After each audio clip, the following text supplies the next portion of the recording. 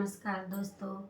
हमने के छठी मैया के गीत लेके आइल बनी रउआ सबके बीच में। अगर अच्छा लगे तो लाइक शेयर कमेंट करब जा।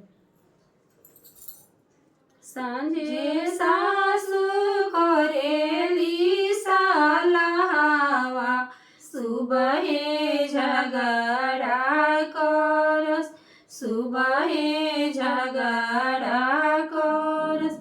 कतनो सासु करबु झगड़ावा, छठिया करब हो जरूर, छठिया करब हो जरूर।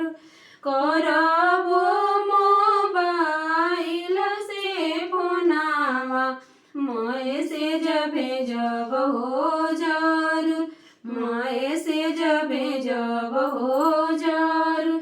ओही जैसे सुपावा मंगइबो, छठिया करब हो जरूर, छठिया करब हो जरूर।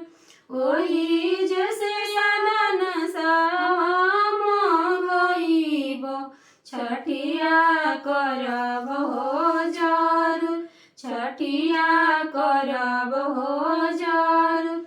ओही जैसे सेउआ मंगइबो, छठिया करब हो जरूर, छठिया करब हो